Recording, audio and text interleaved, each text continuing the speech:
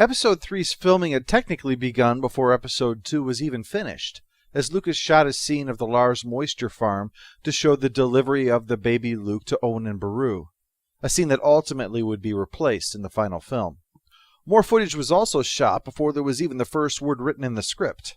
Mount Etna in Sicily had been chosen to serve as the background for the famous duel between Anakin and Obi-Wan, but during early pre-production, Lucas heard that Mount Etna was actually erupting at that time.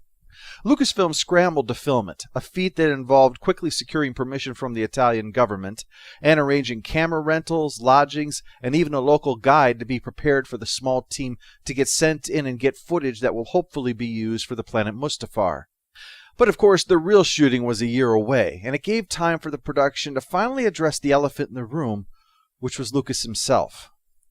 Rick McCallum would have a reputation as George's yes man among fans, no doubt because of his unwavering public support for the films and Lucas.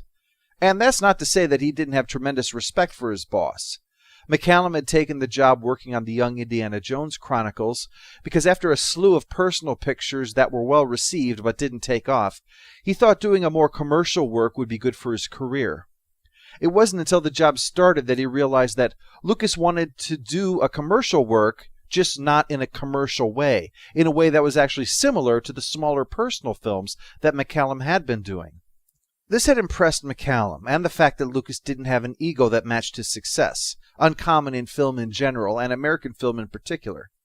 While Lucas would be considered egotistical for disregarding critics and fans, that wasn't about ego. It was about his personal artistic vision. His view was never that they were wrong and he was right. It was, that's a valid way of doing it, but it's not the way I want to do it. Lucas never wanted to compromise his art, whether it had to do with money, studios, or critical and fan feedback. That may still sound like ego, and you can argue that it is, but in Lucas's point of view, to do anything else than what his artistic vision says is the right thing is to sell out as an artist. But however one wants to look at Lucas's treatment of the series as a whole, his individual personal interactions with people was definitely where his ego was not on display. On the contrary, Lucas had developed perhaps a bit of confidence thanks to his success, but all that did was to help mitigate his innate shyness and insecurity. Thus, McCallum's loyalty to Lucas didn't stem from fear, but the fact that he could push back against his boss without having to worry about bruising his ego and being fired. As a consequence of that, McCallum had a great deal of respect for him and was, in fact, somewhat overprotective of him in public. For example, when an interview about the digital camera used on Attack of the Clones became unfriendly, McCallum was livid and rose to Lucas in the technology's defense. So it's easy to see why people might get the impression that he was a rubber stamp for Lucas. But whatever public face he put on, McCallum was far more aware of and receptive to the weaknesses in both his boss and in the story. While some of the criticisms of Episode 1 and 2 got out of hand, there was one point that was unquestionably valid and could not be ignored. So when they were preparing to get started with Episode 3, McCallum laid out the reality of it. These are films about character, and that does not play to Lucas's strength as a director. That wasn't to say that Lucas should recuse himself from the job, but they needed to accept that reality and act accordingly. Denying it on 2 previous films had not done the franchise or Lucas's reputation any favors. Episode 3 was Lucas's last chance to redeem himself and the prequel trilogy. They had to deliver on this one, or his legacy would be forever tarnished. Fortunately, McCallum had an answer. Francis Ford Coppola had worked with a man named Chris Neal. Chris Neal actually happened to be the son of Coppola's brother-in-law. Neal served as a dialogue coach on Coppola's John Grisham adaptation, The Rainmaker, and so he'd suggested Neal to Lucas. While that would be the official designation for Neal on Episode 3, dialogue coach, McCallum believed that they should expand upon that role, to have Neal provide the interaction with the actors. This would allow Lucas to continue his more technical directing style, while Neal would be on hand there to provide the character depth that was the heart of the film. That's not to say that Neal was a director. It was that he was arranging more rehearsals and working with the performers so that when they were on set, they were where they needed to be with their characters so that the acting was that much stronger. Character was very much at the center of Lucas's own thoughts. In his downtime, he was reworking scenes around Palpatine and Anakin, trying to draw this aspect out and make their motivations clear. The title might be the simplistic revenge, but there was far more than that going on here. Anakin with divided loyalties before and after his fall, and Palpatine seeing the fulfillment of years of planning. Ian McDiarmid, on Lucas's direction, now saw his own face as the mask that Palpatine wears, the disguise over his own corruption. His machinations that have included appointing regional governors answerable to him, and an amendment to the Constitution to place the Jedi directly under his command, all consolidating the power that he craves so that when the moment comes, none can safely oppose his will. It was the answer, Lucas said, to the question of how you turn democracy into tyranny and are met with applause. Samuel L. Jackson was also excited about this film. Despite the backlash against the previous two, Jackson was confident that in the long term they would endure. "This will be the height of my career," he said, "the one thing that people will never forget, because it'll be part of something way bigger than anything else I've done." Being the most important character that Lucas could kill without destroying continuity, Mace was made Anakin's defining kill, the one that separated the good man that he was from the iconic monster that he would be known as. Not that Mace would go down easily. A sword style was created for him to show that the master was unmatched in his skill, where even his defensive movements were still attacks. His battle against Palpatine would require him to memorize 97 moves, to be done in quick and precise succession, but that would definitively show that only through betrayal could Mace Windu be beaten.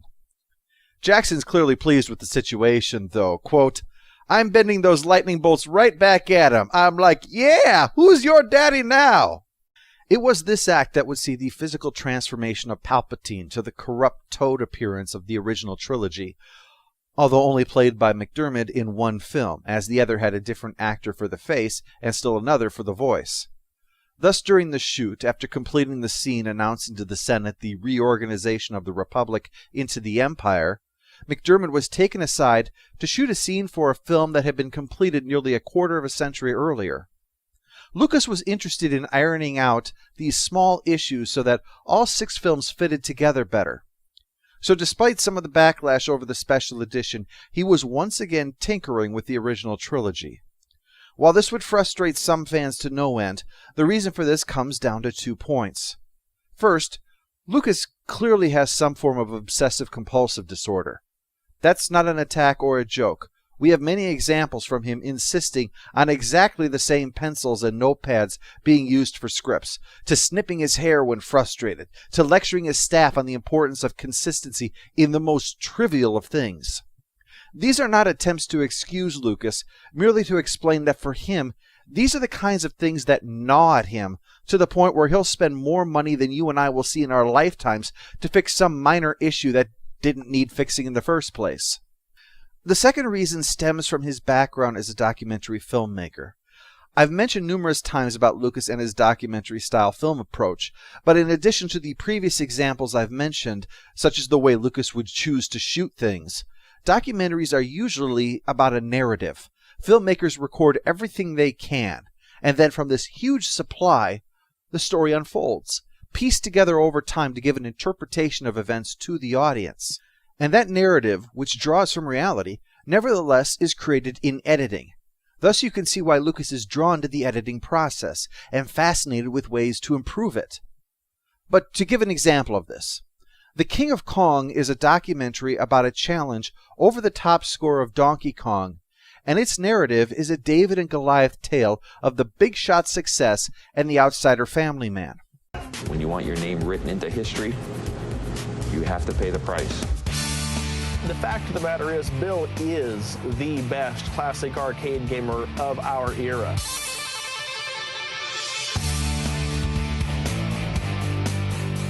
I've probably seen Steve with tears in his eyes more than any other guy I know. Oh, he's just come up short in a lot of things in his life, and I just think nobody wants to do that all the time.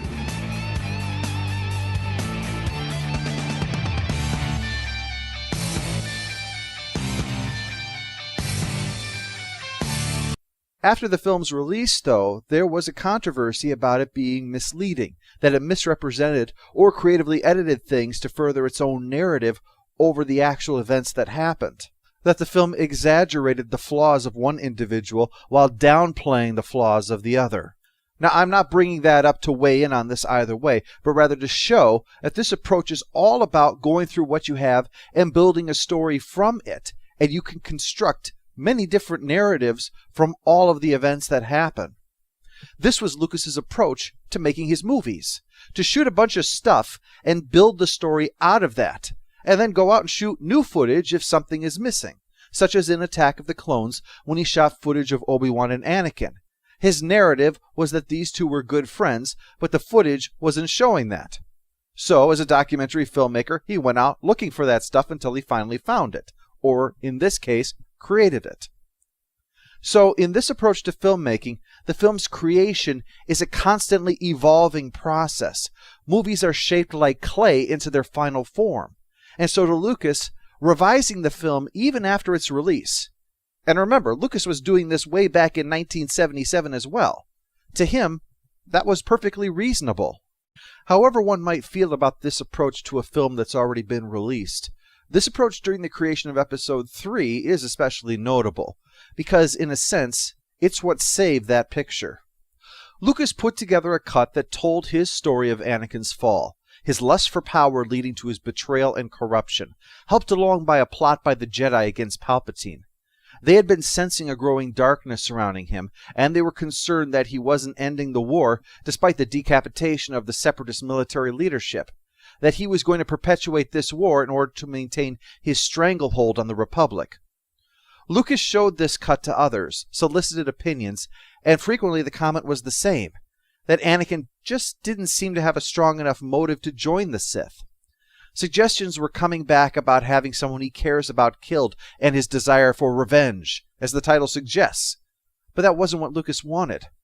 After all, we'd seen something like that already with the Tusken Raiders in the last film.